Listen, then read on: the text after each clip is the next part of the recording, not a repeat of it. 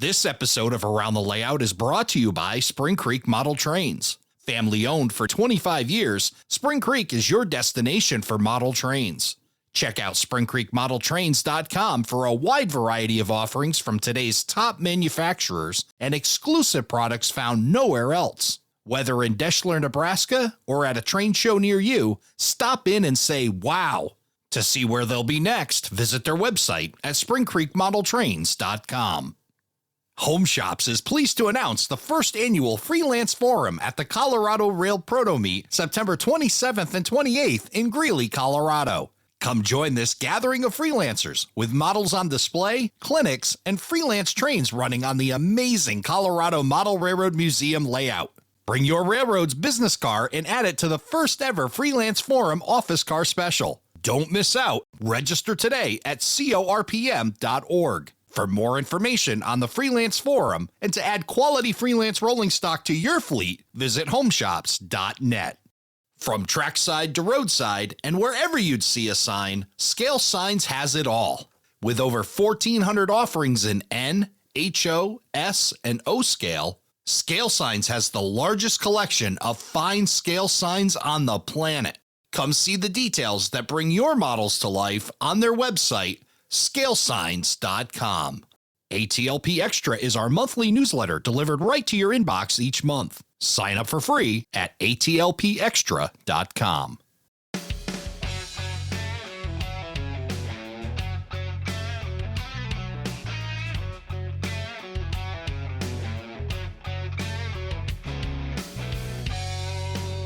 Hello, everybody, and welcome to Around the Layout, where model railroaders come to tell their story. My name is Ray Arnott. So glad you could join us. It's time once again to find out what's happening in model railroading. And to do that, let's talk to the editor of Model Railroad News, Tony Cook. Tony, good to see you again. Hey, Ray, how you doing? Is it really, we're almost through summer. I can't believe we're cranking through August as fast as we are. This year has just blown by. The whole year has just flown by, and I was looking at the date and I was like, we're recording this on August 15th to go out in just a few days. Like, my poor kids, their summer vacation is almost over. Like, it's clicked right on by. And I know we've had such a busy summer, the two of us, between July was a blur between Deschler and then St. Louis. And, now we're into August, and now we've got some other events that are coming up. September is going to be full of stuff. And then we just roll into what I'll say the controversial thing I say into model railroad season. I know you don't think there's a, it seems never the whole ends. year long, but yeah. And you kind of proved your point with just July, right? That was all part of model railroad season. But yeah, this is when, we start to get guys back down in their basements and projects start happening and product really starts to flow as we head towards the holidays. And we have a manufacturer we haven't seen since Amherst.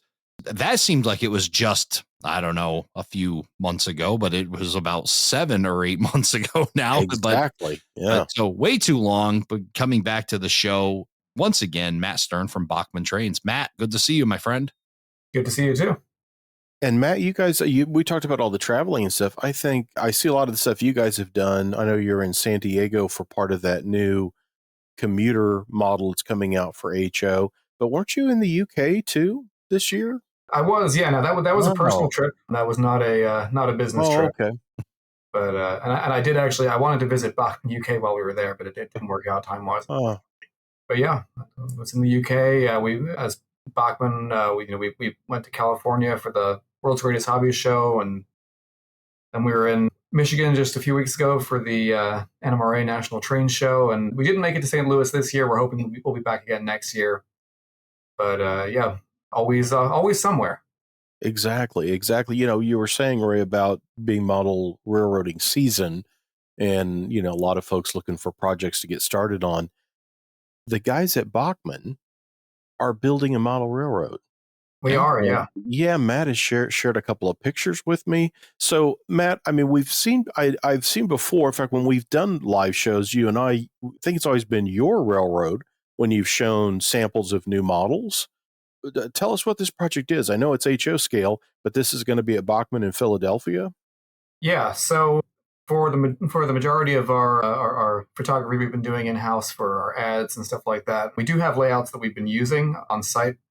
I have used my personal layout for a few of them, especially if it's something that is conducive to like a modern commuter scene or something like that. But we do have layouts on site. The problem with them is they're all show layouts, so they're all built to be fairly compact, and a lot of them have been around for quite a few years. And they're the ones we use for photography are generally the retired show layouts. So, as we've expanded our line of scenery products and track products more recently, these older layouts don't have a lot of that stuff on there. So there's actually a lot of products that aren't Bachmann on those layouts. So our goal with this layout is we're building something that's entirely Bachmann from the track through the scenery products with our Scenescapes line, through the buildings with Plasticville. And we're going to use some of our older legacy buildings like city scenes and stuff like that, which I know people are going to say, oh, city scenes coming back.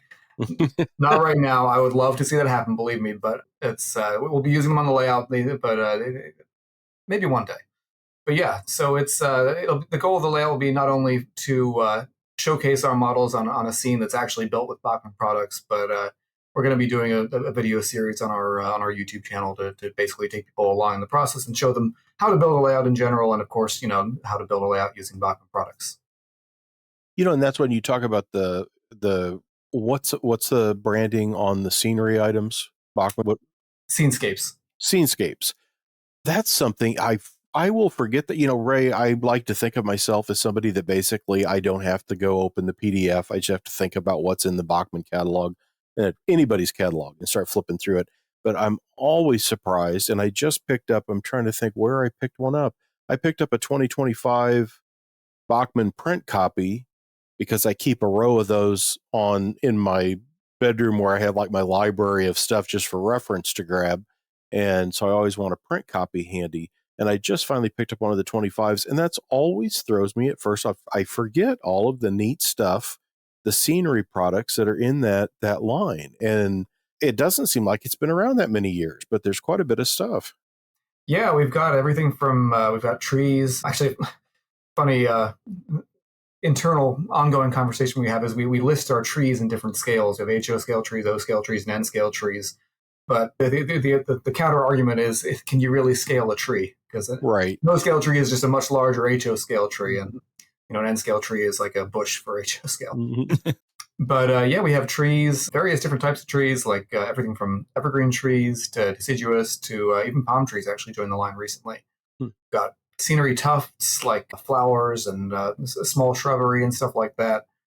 And we've got grass mats for, laying a base layer if you're just starting out in the hobby. There's a lot of different products in the line. So it's definitely it's definitely one worth checking out. Yeah, very, very much so. So you're going to use these, I guess, as some of the ground cover with you're going to do Easy Track around for the main layout, I assume? Correct, yeah. We'll be using Easy Track. And what we're going to do is we're going to show how you can also use Easy Track as on a more detailed layout as well. So, obviously it's a great track system for, including our train sets and starting out, and you can, put it on the floor and you don't have to worry about carpet fibers. You can put it on pretty much any material, and it's because of that raised roadbed, it takes away any of the issues of running on different surfaces. But we're going to show how you can actually incorporate it into a detailed layout. So we're going to cover it in actual Scenescapes ballast. We're going to be painting the ties, painting the rails, and we're going to show the modeler how to do that along the way as well. So it should be a fun project. That's awesome. That is really, really cool. And this is going to be a series of videos on YouTube, Facebook for you guys? Probably both. At the very least, YouTube. Oh, very cool. That's a neat project. That's what I need to do. I got to talk to somebody at my work and see if we can start doing more. Oh, wait a minute. I do train stuff all day. Yeah, I know. That's pretty cool. You just got to build a layout around it. I got to build it, though. Yeah, really. That's for sure. Awesome. And I think you've got the stuff to do it. It's just got to find that time to do it. Yeah, it looks like you have a little bit of bench work back there. He's got to start. He's on his way. He just doesn't know it yet. I want to go back real quick on something because it's kind of, I think, unique in the hobby, or at least in this world, as we head more into digital and lack of paper. And of course, we've got a guy that does paper for a living as the editor of Model Railroad News, but there's also digital versions of that as well. And you have a digital version, but the fact that you guys are still producing a hard copy catalog, and I guess I'm a bit old school. Maybe it's the old International Truck Parts guy in me that loves to flip through a book and find things, you still are able to offer that. Even now in 2025, there's still a good use for catalogs in the market. I mean, we use it as a marketing tool at train shows. We have them all laid out on a table at the front, and especially for people going to shows who are not necessarily in the hobby, but they're just visiting the show. It's a great way to get them on board and to show them what we have without having to say, hey, you got to take this extra step and go home, and then remember to look at that when you get home. Maybe it takes you back to those Sears and Roebuck days, right, Tony? It is very much like that. Yes, the whole Bachmann. I've got probably 3 or 4 boxes of Bachmann catalogs back to the 50s. For I think Plasticville is 53 or 55. Oh, that's awesome. Some of the earliest, and they're like black and white, or a couple color things with illustrations for when those first came out. The interesting thing about Bachmann and that ability, though, Ray, to do a catalog is because that product is available. I mean, so many things now. I mean, when you look at a lot of the major manufacturers, it's runs of different things. So if you produced a catalog, well, this is what's coming out next year. This is what's coming in right now that we announced, but it comes and goes so quickly. And Bachmann is one of those manufacturers of like the train sets, the track line, and even a lot of the regular release, like that HOBL2 that came out recently. It's not it's here, it's gone sort of thing. That they can have that more traditional, which I like, because you want to recommend something like that to somebody and they're like, oh, I can't find that. I'm like, really? Wow, that just came out a couple months ago. It's like, yeah, they're long gone. And Bachmann's line is a little bit better as far as being able to have things in stock. Yeah. We try and keep as much in stock as possible where it makes sense, obviously. If a project is doing well, we're not going to just do a limited run unless it's, something that we plan specifically to be a limited run. And we will offer that product until the market shows that there's not really a need for it anymore. So we'll keep a product on the market for as long as it's necessary. One of the neatest thing on the new products that I see is New Model Monday. I look for this all the time on your Facebook page, where you share the early pictures sometimes of tooling samples that you're working on, or the finished, whether they're deco or production samples that are coming in. I love that you guys share that information too, that we get to see that. And you've got so many things hitting all the time. I think probably one of the biggest releases of the year as we're recording this is arriving soon, and that's the Acela 2 train sets in HO scale are landing, aren't they, Matt? Yeah, we actually just got confirmation from our factory that they shipped out the first week of August. So they should be here. We're expecting them to arrive by mid-September. Wow. And they'll be shipping out to retailers from there, probably be in stock most places by early October. And yeah, we're very excited about those coming in. Obviously, there's been a lot of hype in especially in the passenger modeler field for these, and it's actually going to be kind of a happy coincidence that the real life ones are going to be starting operation in public service on, I think it's August 28th.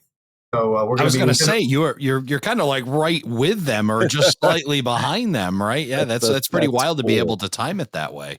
Yeah, no, and it certainly wasn't planned that way. It was hoped from the start. It was always hoped, of course, but it wasn't planned. So, wow. Yeah, we're hoping that our model can be a promoter for the real thing, and vice versa. And I know there's been a lot. I think the sample that we looked at that you might have brought to, I think, the St. Louis RPM in 24 was the one that you were doing revisions to some of the details along the top of like the power car or along the bottom between the trucks. So I know because it's new and has been kind of evolving as it's coming to the rails, that you've had to also adjust the model when things have come up that have changed. So, unlike, well, we're going to do an F7. Well, that's easy. It's not going to change. So pick one out and do it. But you've literally kind of had a moving target, haven't you? Yeah, and that's one of the challenges of designing something that's still under development in reality at the same time. Yeah, like you said, there were a lot of modifications made to the prototype as they went through testing, and some of that stuff wasn't necessarily anticipated on our end, so we had to make the changes, and we had to roll with whatever changes were being made to the real thing to make sure that when it comes out, it's going to be as accurate to the in-service version as possible. Wow, should be very cool. I think that's going to be an awesome set, and it comes as a train set release with the concrete tie easy track, which I think is new as well, to have the look of what you see in the Northeast Corridor. It does, yeah. So you'll get the 2 power cars, you'll get an oval of concrete tie easy track, and then you'll get 3 cars. You'll get the 2 end cars that are that only have the shared truck on one end, they can connect to the locomotives. And you've got the cafe car, which is kind of the bridge car that links the two halves of the train. And from there, you can actually build up the whole 9-car consist of the real thing with 6 separate sail cars that we'll also be offering at the same time. Very cool. Very cool. These should be awesome. Awesome. I think that's the cover of the 2025 catalog, isn't it?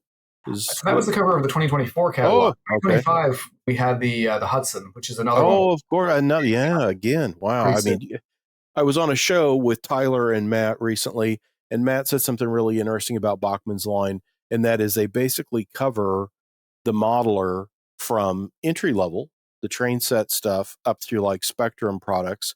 And when we looked through the stuff that was announced at the National Train Show, it is amazing. Also, the eras covered from what the really early steam stuff, and you talked about going and seeing it there in Michigan.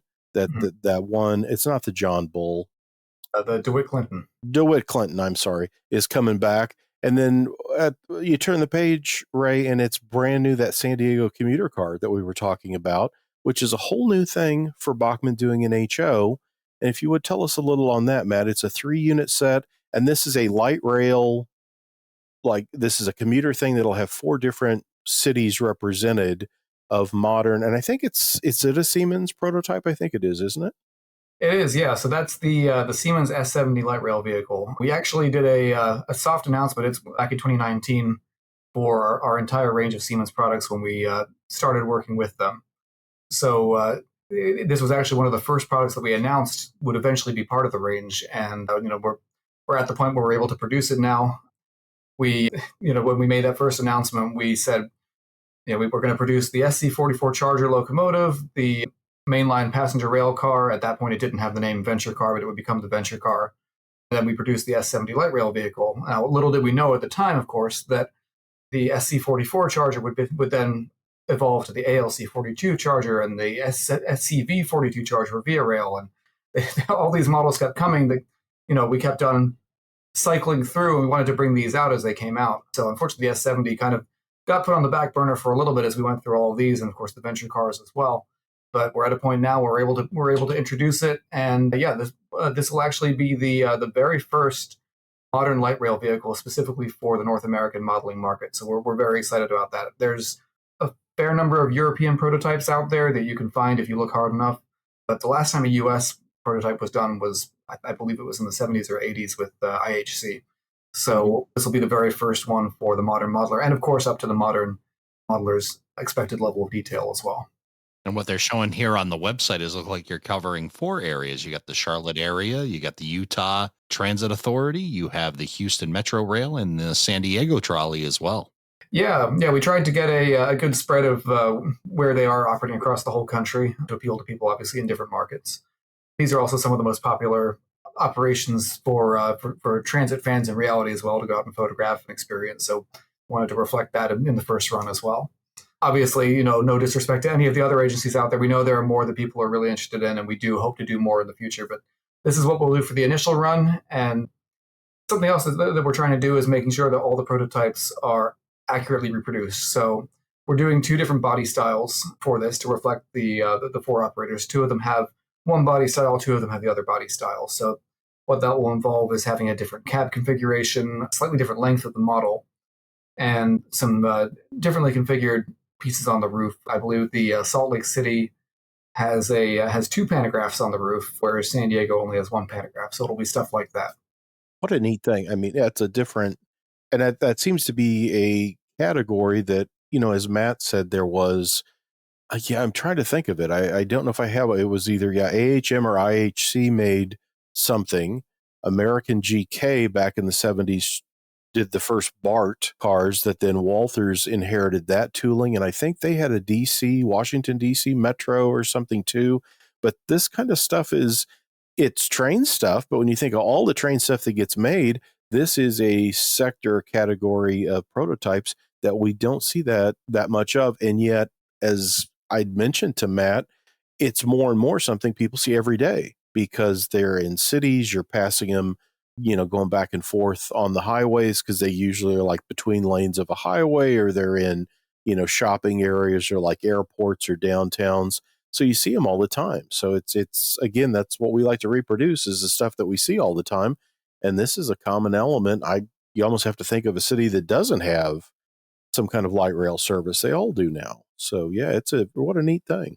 What a bit of magic too, when you're able to get a model of what you see every day. There's something very cool about that. Yeah, for sure. Absolutely. Yeah, we've had a lot of people reach out, very excited to see that they're not just the type of train that they're interested in is being reproduced, but their city is being represented as well. That's really awesome. But again, as I said on the Bachmann stuff, if you go through and you can download the mid-year announcements, because the main product catalog comes out around the first part of the year, which I think at one point that went back to, that catalog was geared towards New York Toy Fair way back in the day, Matt. Way back in the day, yeah. Yeah, that was like when they'd have a big show in New York for toys and that kind of stuff for department stores and discounters to place orders for Christmas. So that's kind of why that date, I think, still is around for where that annual catalog comes out after the first of the year. And then the mid-year announcements, as I was saying to Matt, have become all but as exciting as the full catalog. And that's been hitting with the National Train Show for the last couple of years. And this year's no exception, with the return of the Spectrum Shay, with the metal gearing, which is so exciting, the commuter car we talked about. And then I think the other thing that I was really excited about is the American Freedom train set. And it's limited to 1,000. So, and I said I was going to get one, and Ray, I'm thinking now, if it's limited to 1,000, maybe I should get two, because I'm going to want to open one and play with it because it's going to be cool. But then but I got to have one mint. So now I'm thinking two of those. So that's going to leave 998 examples out there for everybody else. But that'll have the GS4 in red, white, and blue, 2 exhibit cars, and the open observation. And then you're also doing the add-on cars for that as well. And that's all new tooling on those American Freedom Train specific cars are coming in HO. Which, Matt, now you know that you can just announce that it's a 998 unit release, we're right? We're going to have to put a disclaimer on there now. I mean, brackets 998 limited edition model, plus 2 for Tony Cook. Yeah, 998 with an asterisk, and then explain it below. 2 went to Tony Cook. Yeah, it's such neat stuff. I mean, absolutely. And then building the layout there in Bachmann headquarters, I'm eager to follow and see some of that. But what are you working on personally, Matt? I know you've got your own model railroad there. Have you been working on any projects lately? Well, to be honest, I've got a 2, almost 3-year-old now, so the majority of my model railroading happens at work these days. my layout's still here, and we are actually planning on potentially moving locally at some point in the near future. So this layout may not be much longer, but I already have plans for what I want to do next. I'm planning a very large Pacific Northwest themed layout with some elements taken from Portland and the Cascade Mountains and stuff like that. So it's hard, you get to a point where you've had your layout for a few years and you've been operating it, and your brain just doesn't stop working. It doesn't stop. The designs keep coming through your mind, and then you get set on something else. And I've been focused on this one almost since this layout's been in existence. So if anything's going to happen in my own personal modeling in the near future, it's probably going to be starting work on that layout. And that's how that goes. What's that old saying that your layout isn't finished until you start tearing it down to start your next one? And exactly. Like, yeah, that's how it goes. Yeah. It's like, I want it bigger, different, whatever. Yeah.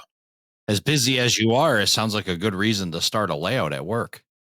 Yeah. It's certainly going to, if things don't go as quickly as hoped with the getting a new house and all that, it'll certainly feed the layout building itch in the meantime. Yeah, it'll definitely fill the gap in between, and being able to do that. It's kind of funny because I always forget that Bachmann is right here in Philadelphia. When I say right here, I'm in Connecticut, and maybe I just think that everybody's so far away, and then realizing you guys are a Northeast company, and you're right here in Philadelphia, which really an Amtrak country too, with the Northeast corridor being right there. Yeah, the Northeast corridor is actually 2 blocks from our offices. Oh wow! We can frequently walking between buildings. I can hear the K5LAs from the ACS 64s, like they're right across the wall. So it doesn't take long to go out and do some research. It's all right there. Just walk 2 blocks and you can do some field work. Yeah, and actually, it's funny you should say that because for anybody familiar with the sound systems, the TCS sounds on our ACS 64 models, and actually, I believe this is a feature that's on the Charger models as well. There's a train passing whoosh that's included as one of the functions, so you can have that. You can film the train going past and sync it up with a whoosh, and Very gives you an extra level of realism.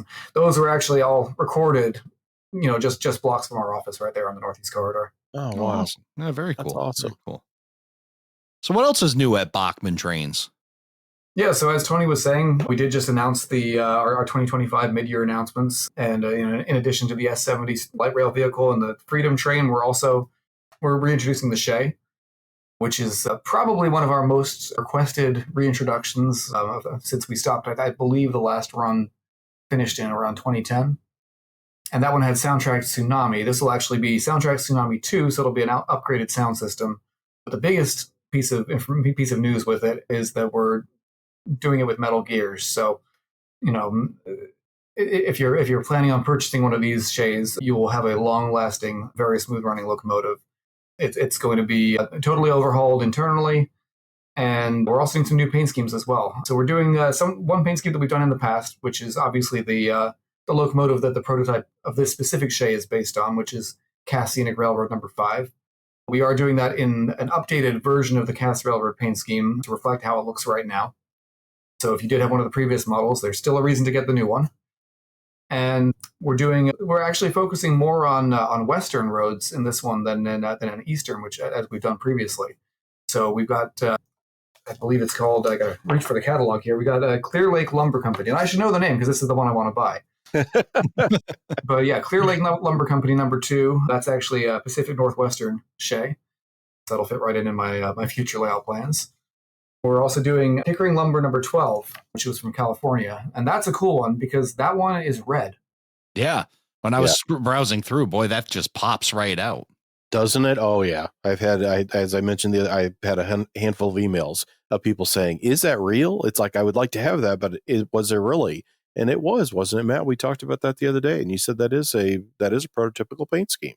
Yeah, it was actually the paint scheme that the Pickering Lumber Company originally painted the locomotives in for their railroad. And there was a story that they were working alongside another competing railroad that was a narrow gauge railroad. And if anything happened on the railroad, like, the embers sparked a fire or something like that, they could easily say, oh, that wasn't our train. They were the locomotives painted black. Ours are red. Isn't that neat? Yeah, and the Pickering Lumber also returned to that paint scheme in the 60s. It was operated in excursion service in the 60s, and I believe it was into the 70s as well. And they actually scraped down through the paintwork to find the original color of red when they repainted it, which is cool because there's actual color documented photos of how it looked in that restored version of the paint scheme. Awesome stuff. Wow. Well, you talk about products that you guys are continuing to make, and I do have a question from Don in Sebastian, Florida, who writes, will you ever make the HO high rail equipment truck again? Oh. That would be a good one. I would love to do that again. I think if we did it again, and this is totally spitballing here because it's not a discussion we've had internally. So, but if we did it again, I would personally like to maybe give it a slightly more updated body, like a updated truck body. The one we did looks kind of 90s. Oh, it very much is. It's that GMC Chevy top kick Kodiak looking body to it for sure. And yeah, Don Iris uses one of those Bachmann units on his layout. And the last time I was there, I had a turnout go out. And next thing I know, here comes the high rail. And he's driving that around to come out and take a look at the turnout. And it's just a fun aspect to operations and layout running. And it'd definitely be good to see that again. We put in a word for Don, and hopefully Bachmann will be able to come through with that. But in the interim, boy, you've got a great catalog offering. And like you said, covering ages from 8 to 80 and everywhere in between, and maybe even just outside of those spans as well, with an amazing selection of product. That's what we try and do. We try and cater to the modeler from the very start of their modeling journey all the way through to becoming a master model railroader. Well, Matt, tell us where we can find more about Bachmann trains. Oh, you can follow us on our social media. We're very active on there. We try and post, most weekdays. Like Tony said, we have our New Model Monday post, which is a staple where we'll show off whatever the newest sample is that's arrived into our offices, whether it's a unpainted first test shot or if it's a fully painted functional sample that's nearing completion. So that's a great way to just catch up with everything that we're doing. We have quite a few things that are coming in from the factory in the next few weeks, so there should be some good stuff we'll be showing off. Awesome. What's the next show you guys are going to be doing, Matt? Will you be at I don't know why I can never remember. Is Trainfest? Trainfest is on this year, correct? Trainfest is on this year. Yeah, I believe it's the first weekend in November this year, so we will be there for that. Be there? Awesome, and that'll be here before you know it. It will be, yeah. Hard to think about, but yes, when you talk about model train season and all that, the train shows kick up into high gear, and yeah, Train Fest will be in November in the Milwaukee area, so Bachmann will be there.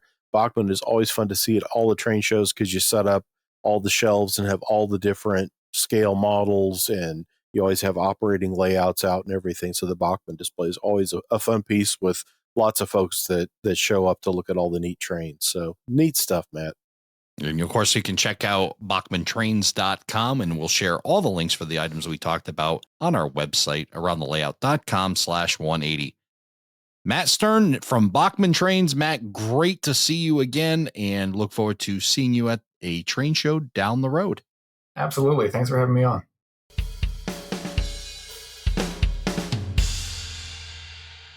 Well, Tony, fun to catch up with Matt Stern at Bachmann Trains. He's it's been gone too long from the podcast because they got a lot of great stuff, like you said, from 8 to 80 and everywhere in between. They just cover a huge gamut. Absolutely, and always fun. And yeah, that's interesting that they're building that display or that model railroad they're going to work on there at the Philadelphia headquarters. I have never been there. I would like to go. I'd like to see it because I did have someone tell me years ago that they do keep like an archive of some of the old toolings and other things. But then I remember, I think the person that said it to me said, you probably have everything or more than we have. I'm like, oh, I think it would still be fun to see though. You can go down to Philadelphia and go to see Bachmann Trains, and then you can run up the Rocky Steps when you're done. Ah, there you go. How about that? So tell us, Tony, what else is happening in model railroading? Well, we've got some interesting new stuff, some HO and N-scale things to talk about. One of the first things, I have an early sample that I just finished reviewing a few weeks ago on the EMD Model 40, which is that little critter industrial type switcher. General Motors built them in the early 1940s. They made 11 copies of it. And it's I think maybe the very last release from Roundhouse Model Die Casting before being purchased and brought into Horizon Hobbies family with Athearn. That was the last thing that they released, was that little Model 40 critter switcher diesel locomotive. And it's been out before in HO since the Horizon acquisition. It's an Athearn branded model now. This new release, and if you remember, this is, teeny tiny little 2-axle switcher. I think they ran about 7-10 miles an hour and did switching duties. A lot of them basically ended up in military applications in World War II, worked for the Army, the Navy, and then have gone on to other industrial type jobs. But it's a really cool little model to have for like an industrial switcher. And one of the nice things that's been done to it, it's got LED lighting directional on this. It is a standard DC model. It does have Athearn's quick plug in this round, which it had before, but I think it always had an 8-pin. It now has a Next 18 connection on its circuit board, and the flywheels have been improved on it as well. So it's also a fine running little offering as well. I think there's 6 or 7 road names. The one I had was a U.S. Army sample that John Stackpole from Athearn had shared with me. It was one of their early test samples that, to look at the new decoder business on it. But very neat. I'll have a review coming up on that in Model Railroad News. But if you don't have one of those, it is if you're a locomotive collector, being a electromotive prototype, it's back there in the days of like the early F units and like ahead of maybe the SW1 switchers was that little EMD critter. It had 2 Detroit Diesel, which was also a General Motors division. That's where that ran it. It did not have the typical Winton prime mover, those kind of things that were in some of the early diesel locomotives. It had 2 truck motors inside it. That is how it ran. But there's a new run of those that has just shipped from Athearn. And they look pretty cool. It'd be neat to run one around, or at least do a little bit of switching with one, just to check that out. But yeah, a lot of different offerings, and yeah, definitely check that out on Athearn's website. And again, we'll provide the links at aroundthelayout.com/180. And we just talked to Matt Stern, and I know we talked about a number of things that were in that the mid-2025 product announcements. But one of the things I really like, the Colorado Rail Car Ultra Domes, those are on like the Alaska trains. There's a new run of those coming out for a new Alaska train set, I think, that comes out later this year.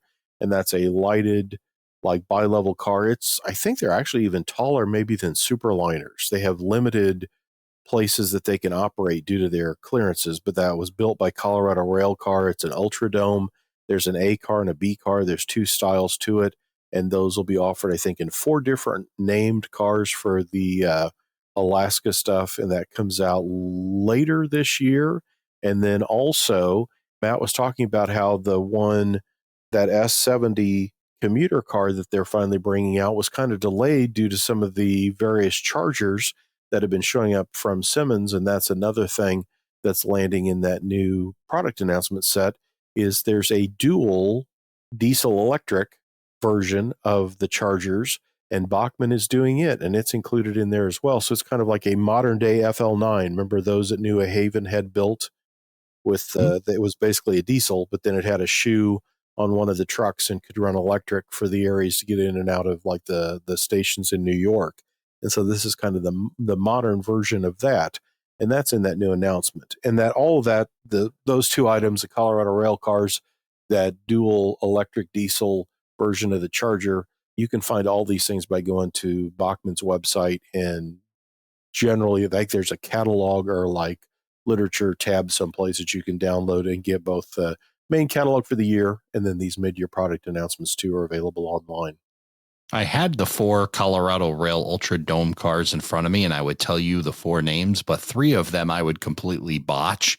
Yes. So let's just leave it to going to bachmanntrains.com and checking out all that information, and save me the misery of completely blowing the names. I would agree with you. I typed them up for a product announcement, Model Railroad News. And yes, as I typed them, I had to look a couple of times, like, did I spell that right? And I have no idea how you'd say that. Yes, Ray is not trying it. Yeah, not on this episode, folks. Interesting cars for sure. Broadway Limited Imports, always neat stuff coming from them. And I love their steam locomotives. There have been a couple of new announcements recently. The deadline for ordering these is October 30th, 2025 on both their HO scale announcements. One is the Southern Pacific GS4 in a de-skirted edition. So above the drivers, you don't have that kind of, and that's almost a signature feature of that GS4, is that how it kind of whipped up and back to the cab section is not the same. And so you see more of the driver and the gear stuff underneath there.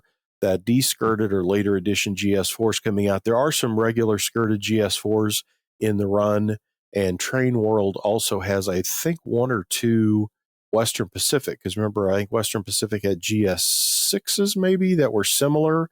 So, and these are Western Pacific fantasy schemes, but very cool. Those are Train World exclusives in the bunch. But this, the GS4 484, I think, is an all-time favorite of so many. It was the American Freedom Train. It's 4449, in SP daylight colors, just a classic of the late steam era. And so this de-skirted edition will be a unique piece, and it's coming from Broadway. And then it's a brass hybrid, but Santa Fe's 3460 class Hudsons are coming out. And I had a couple of people that said to me that they thought that was a more important announcement than the GS4s in talking about them, that, wow, I'm impressed to see that. So this 3460 class Hudson will be in a couple of different versions. I think there is if not restored, I think there is a restored or an operating version of this out there today. And that is one of the models in the run. Then there are some of the typical as delivered as they were examples as well. And that's a brass hybrid release from Broadway Limited, but all kinds of both HO and N locomotives, diesels, and steam. And of course, those beautiful business cars there on the cover of, I think it's a current Model Railroad News, September, August. I'd have to look. That's got the Kennefic business car and says, is this the best model of the year or the most exciting model of the year? But there's a whole review on those in the latest Model Railroad News, and they are very cool cars. So definitely check all that stuff out from Broadway Limited. Awesome stuff. If you need new stuff, though, I guess these are not, these are new, but they're not that new. Well, I guess they'd be new. The Amtrak Viewliner 2s, what are they about? Late 90s? Seems like those Viewliners, Amtrak had some things and then either never, I don't know. I'm not an expert on the Viewliners. I would need to get out White River's Amtrak by the Numbers 2, the second edition of that goes through all of the Amtrak roster. But I know Caddo had done a Viewliner baggage car, and the Viewliner cars have that kind of interesting side body profile of kind of the slanted sides, and then it kind of cuts in just above the trucks, for the design of the sides of the car. They did that baggage car maybe a couple of years ago in HO scale, but now they're following up with an announcement for a baggage dorm, a diner, and a sleeper, all of the Amtrak Viewliner 2 series, and those have been announced just recently. There's illustrations available on Caddo's website for what those are going to look like as far as paint schemes, and I believe it's 2026 is a projected arrival for what will be 3 new body styles to add to the current Viewliner 2 baggage car in Caddo HO. For folks that say, what, HO from Caddo? It's like, yes, HO from Caddo. Very cool. And more passenger stuff. This has been a passenger themed one. I don't know how this is I was going to say, we keep talking passenger. Yeah, so I know. I don't know. I must be ready to take a trip or something. I don't know why. But the in-scale folks, Lowell Smith Signature Series, does all kinds of neat stuff. And a couple of my reviewers, especially my assistant editor, Shane Mason, just loves it. He's been collecting a Rio Grande set in-scale of passenger cars. And Lowell Smith obtained some of when Walthers divested of its in-scale rolling stock and that stuff a few years ago. Lowell Smith picked up some of the passenger car toolings, but he's also been doing some new models, and recently announced was a Santa Fe heavyweight 14-section sleeper is coming in December, end of the year, in scale from the Lowell Smith Signature Series. And I don't think it's exactly part of a train. A lot of times he'll stake out a train, the Rocky Mountain Rocket, which he's not done. That would be very cool. I don't think he's done that. But anyhow, he'll hit a train, and then he does all the various cars or, representations of them that you can build your own consist based on the prototype. But these Santa Fe's, I think he talked about some of the trains they operated in and that he might do more. But these heavyweight 14-section sleepers are new tooling in scale passenger cars from him as well. If you're not familiar, definitely, if you're an in-scaler, check it out. Lowell Smith, you might also know the individual cars are sold under the Railsmith brand, but neat stuff and just kind of fun to look at and see, because again, he'll put up the plans for this car had 2 baggage cars, an RPO, 4 sleepers. You get to see the train layouts of what built some of those trains, and that's always fun. 30 years in business. Pretty cool. First time, and to be honest, the first time I've heard from him, but then again, I'm not a big N scale guy, but that may be changing very soon, but stay tuned for more on that. I talked to Greg McComas this week, and he asked, I think he sent you a sample of his new communication tower, and I just have been looking at the one I've got. It's a 70-foot communication tower kit. I love the stuff Greg does because, he's a wonderful freelance model railroad. And I know you've met Greg before at various things. He's a fun guy. I met him in Nebraska once at a show in Deschler, and I can't, probably St. Louis RPM maybe, but I've met him a couple of times. I really like his railroad. He's a Texas guy, but I think isn't his railroad based in Michigan? Yeah, I think that may be home for Greg too. That Michigan was his original home. Oh, that's why. Okay, he lives in Fort Worth, Texas. That's where MacRail World headquarters is, and also was able to operate that layout as well. Oh, cool! I've never been. I've never been. I carted home. I'm trying to think how this worked. It was after some show, and he had those, they call them protein coal, the coal hoppers that they put the lids on to carry Mhm. whatever in, it'd be those like new aluminum coal hoppers, but they put, I think, cattle feed or other stuff in them, and they put like that. He made those lids and had a whole train of those. I think it was on display in Kansas City or someplace. And he was either flying back, going back, something. It didn't have a place. And it's like, can I pack them up and give you this box, and can you ship them to me? And so I brought them home, did a review on because I hadn't seen them before, and did a review on they were covers for, I think, Cato HO hoppers, and did that review and then shipped the train on. So the train got routed through Plattsburgh I hope the cattle didn't get too hungry waiting for the train to show up. But anyhow, Macrail's communication tower, before I started digressing there, very neat little kit. It builds a 70-foot tower. It's got the antenna dishes on it. It also has, and I don't know what they're called, those little like antenna things that are on the sides of those towers. It's a self-supporting tower, so it does not have like guy poles or any of that kind of stuff. It's not going to take up a lot of space on your railroad. It's just like what you see where you see a locomotive facility and that there's a tower maybe placed next to a building. Comes with a little metal shed that's a plastic, fully assembled piece. All you have to do is paint it. It has an air conditioning unit that goes on it, and it's a Sue Parts. You know the Sue Parts guy. We saw him at the St. Louis RPM. Mm-hmm. Yeah. Sure did. He makes that for that kit, and it's included in there. But a really awesome piece that, again, is from Macrail and comes with decals too, which I like. That's another thing about the stuff that Greg makes is there's not that, well, that's really cool, but I would need all those, high voltage or, warning labels and other stuff. And boom, yeah, they come in there so that with very little work, you could have that whole thing set up and making it look like all your little HO locomotive guys are able to call the dispatcher and get a clear signal because they got a good tower. He calls it the all-in kit, and that's exactly what it That is. what It it is is, all in, and I did receive mine. I need to assemble it, and I think I'm going to have to expand the little diorama / whatever you want to call it, diorama that's over my shoulder, so that I can put a communications tower on it as well. I got to make that a little bigger.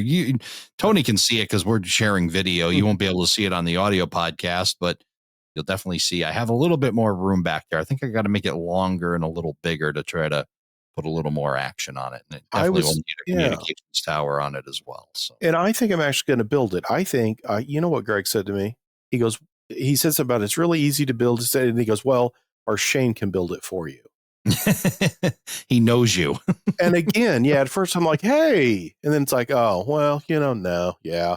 It's so easy. You can hand it to Shane to build. That's how what it easy was. it is. Like, he goes, it's a really cool kit. It's fun to build. Well, you can have Shane build it. I'm like, there you go. Okay, I may actually build it. Rapido trains, RDCs. You know, the RDCs, the Bud Rail diesel cars, really cool little units. And Rapido has literally cornered the market on those in HO scale. They're doing them in scale as well. How about an RDC 9? I didn't think they got that far, but I guess they do. I've seen these around. Obviously, you can see down at the bottom, Metro North had them. And I believe, when it comes to RDCs, I know New Haven had a bunch, and I've seen some old photos, but I'm not that guy that could tell them apart. But Rapido, it just seems to be the expert on all of this kind of stuff. Again, being a Midwest kid, and again, they were Rock Island, they were Chicago Northwestern or Great Western. They did operate. I think the last ones I knew of was, I think, on the old Illinois Central, the Blackhawk from like Chicago, maybe over to somewhere in Iowa. Amtrak ran them as RDCs in the 1970s. That was kind of the first exposure I had to, learning about the whole thing on those. But while I'm surprised at the in-depth work and all of the different models that Rapido's created in this RDC 9, I think if I remember right, it said it was built for New Haven, and it's basically would be put in between two other units. So while I think it is powered, maybe it didn't have cab controls or something, I'm not sure. But again, this is kind of fun to dig in and learn about the different RDCs. And then going all the way back to the RDC 1, Rapido's doing a rebuilt version on those. But boy, if you say you don't have a layout big enough for a passenger train, well, if you can run an RDC, you can have a passenger train on your layout. So with the variety of things there are, you can pick out something that fits what your layout needs. But check those out. Those are available for reservation, that RDC9 and the rebuilt RDC1s in HO scale from Rapido Trains. I saw on social media that the new Buffalo warehouse has been blessed, and it also has a new sign on it. So congratulations to the folks at Rapido for their first U.S. location. Absolutely, yeah. I sent HO Collector Annual 2025 was sent to Buffalo because they said they pick up, back. I said, hey, can I send this or that up to that instead of across the border to Canada? That might get there faster for you. He says, yep, we pick stuff up. We're back and forth at least once a week. And so, yeah, I saw just the other day they were showing their new Super Continental cars and how well they rolled, and they were using HO Collector as a buffer on Jason's desk. He was pushing the cars and then was laying the annual down at the other end so the cars wouldn't run off the table. So who knew? There's yet another use for the work I do is it can keep trains from running off the table. So that's awesome. Anything you can do to help. There you go. Smokebox Graphics. I love the stuff he does. We talked a few months ago, and I just was working on my review. He had a Broadway Limited exclusive of that Ann Arbor GP35 with the bell in the side of the nose, which was so cool. But his regular stuff, or the stuff he's more known for, his decal sets, he's got a bunch of new decals, and he sent me information. That's Stephen Wilder at Smokebox Graphics. And he sent me some of the pictures on them. The one set I like, and now I'm trying to remember what he calls a mottled, MOTTLED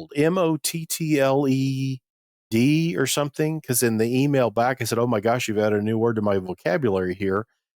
And when you look at these, if you look at that, what that decal is, Ray, you'll recognize it immediately. In fact, you and I were just looking at some old covered hoppers, and this would be perfect for them. If you notice, they are distressed paint in sections that you can lay on an already decorated hopper car to get that look of its, lost, or there's sections of the metal that have given, the paint contact has gone bad. But really neat stuff there. He's got a hazmat set of warning labels for tank cars that is just got oodles of multicolored little placards to put on those. I think there were 4 different sets that I saw that he came out with recently, but that one with the like color patching or the color distress stuff for the sides of hopper cars, and again it's modeled. I think it's modeled and MOTTLED modeled. Yeah. And what it is, and this kind of goes along with my affinity lately of seeing cars, especially on my trips out to Syracuse and Rochester along the CSX and their yards. Many a times you'll see these hopper cars or even box cars, you could use it for as well, where they've been patched out, but that old logo, I call it fighting back, right? Mm-hmm, that old Chicago Northwestern logo that was patched over is now fighting back because that patch paint is starting to wear away. And this is what that's emulating. Yeah. That patch is wearing away, and underneath it, now you can see that old logo once again. So for a car that you may get off the shelf that has the original patch on it, you buy these decals, you put it over it, weather the car along with it, and you're going to get that look that it's not freshly patched. It's coming back. And yet another great product from Smokebox Graphics. Absolutely. They also have some other stuff here. As soon as I pulled up their website, I went, oh, I need those, and I need those, and I need this one as well. They've got all the stencils for patching out cars, whether you are using a modern serif, a sans serif patching, free hand reporting marks for those that didn't spend the money to go get decals, made in the prototype. They just hand it out. Plus, they have regular paint out blanks. So if your more car is more fresh, paint out blanks, all water slide decals. MWCX, you see them all the time. Oh, He's got those patches. AEX, the Andersons. That's a patch you see quite often up in this area. And yeah, some more great products coming out of Smokebox Graphics. Keep them coming. And these are beautiful. And Stephen, really, these are printed at Cartograph in Italy. So really fine quality stuff. If you've never bought a set of these, pick up a set. and try them out, that they really, really are nice at Smokebox Graphics. And then finally, the last thing, a new announcement, well, it was a couple weeks ago announcement from Walthers, that little 2-bay 1958 cubic foot hopper is one of the early covered hoppers, and it's yet another mainline addition to the Walthers. In fact, I think in the last week, I've got samples from Walthers on their new Woodside stock car with wood ends, a 30-foot wood double-sheathed ice hatch reefer, and a single-sheathed 40-foot box car. All mainline. These would be 1920s, 1930s built prototypes that, again, mainline series stuff, ready to roll, nicely priced, all new tooling. And this 1958 cubic foot hopper is another new tooling piece that's coming. Santa Fe, Rio Grande, and then some, like these were haulers for like bulk materials. So you see things like Halliburton and some of those other type names on the sides as well, but a fun group of those coming out from Walthers. And that's just some of this stuff. I mean, that's just a few things. Anytime I try to put this list together for you, this is a challenging list to put together because we only have so much time to talk. And yet I'll think, well, this is really cool. Well, I really should say this. Well, for example, I just heard from the guy at Cardinal, I think it's Cardinal River, that's doing a Berkshire in HO scale. He's got 3D printed samples that he's just shown. You can go to Facebook.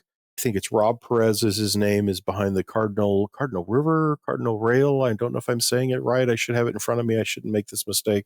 But check that out. I just heard from him in the last day, and I said I wanted to mention it tonight on that new Berkshire project that he's got coming in HO scale. So search that on Facebook and you'll find it. Yeah, and we just talked about products, not alone events. We got some more amazing events coming up. We have the Mid-Atlantic RPM coming up September 11th through the 14th. The NER convention is also that same weekend up here in New England, in New England, in Concord, New Hampshire. So another amazing event. We've got right after that, the Colorado Rail Proto Meet. We're going to be talking with Michelle Kempema. We'll have that show out very soon to talk about the Colorado Rail Proto Meet. And on top of that, the Freelance Forum from Home Shops that's also going on at that same event. We're going to have Chris Palmieri on the show to talk about what he's got going on there. So kind of two events in one out at the Colorado Rail Proto Meet. Yeah, he's got a bunch of new stuff, but I can't say anything. Yeah. Yeah. But keep your your eyes we open. just know they yes. Yeah. No, and we can't say, but it all more than freight cars even too. And that's all I can say. But yeah, definitely keep an eye on the Colorado RPM meet, and lots of fun stuff coming from Home Shops. And stay tuned to what's happening in model railroading, because I'm sure we'll be talking about it and being able to share that. So where else can we find some more Tony Cook? Let's see. Diesel Era third quarter is just about to come out. I sent it off to the printer recently, and Gordon Lloyd Jr., who worked at the Union Railroad, goes over the Buffaloes, which are those rebuilt Baldwin units. And Sean Graham White has a modern visit to the Belt Railway of Chicago and kind of a rundown of their motive power changes. You think of Belt Railway and I think, oh, aren't they still running Alco Century? It's like, well, no, not anymore. And he goes through basically that more modern era of the Belt Railway of Chicago, along with rail news. That's in Diesel Era third quarter. That's landing soon. The HO Collector Annual, the roundup of all the AHM freight cars, is out and available now. That's 116 color pages. And Model Railroad News, as I say, the one with the Broadway Limited Kennefic business car is out, and I just sent another off to press, which would be, I think, the October edition, October edition has gone to press. And I'm trying to remember what was on the cover of it now, because I'm working on November and December at the same time. So I think I can tell you what's on November's cover, but I forgot what's on October's. So it'll be a surprise when I get it in the mailbox too. But anyhow, been a book you've been working on that I got to hear all about from St. Louis back to Chicago. I bet you did. It's a book I got to get back and get working on. I've got to get it ready to go to press soon. That's Gateway Western, a regional in transition. That is Ryan Crawford, James Lunard, and Matthew Fricks, covering the history of the Chicago, Missouri, and Western, which was born out of the Illinois Central's divestiture of pretty much everything. But the IC kind of kept its city of New Orleans, Chicago to New Orleans line, but everything it picked up in 72 from like the GM&O and like the IC across in Iowa, they spun all that stuff off in the 80s, and there was like Chicago Central across Iowa, the Chicago St. Louis to Kansas City became Chicago, Missouri, and Western, and was just absolute disaster of an operation for a handful of years, and then turned into the Gateway Western. And all of that is documented in a new hardcover book that is available at a pre-publication price right now from White River Productions. So you can find all of that stuff and more. You know, White River's got so many cool magazines: Narrow Gauge Gazette, Passenger Train Journal, Trains and Railroads of the Past, Rail Fan, Railroad Model Craftsman. I'm sure I'm forgetting something else.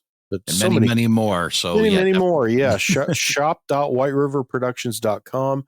And our publisher and president, Kevin Udaley's second book in his Kansas City Southern series is out right now. Awesome. If you didn't catch that link, all the products that we talked about will all be covered on our website, aroundthelayout.com/180. Tony, always fun to catch up with you and hear what's happening in model railroading, and I'll look forward to be doing this again with you next month. Awesome, Ray. Awesome. Thanks a lot for having me. Thank you for joining us for this episode of Around the Layout. Learn more about today's episode, check out past shows, and much more on our website, aroundthelayout.com. Show your support by becoming an operating crew member at aroundthelayout.com/crew. Follow us on social media, aroundthelayout.com/social. And send us your feedback, aroundthelayout@gmail.com. Thanks for hanging out with us around the layout.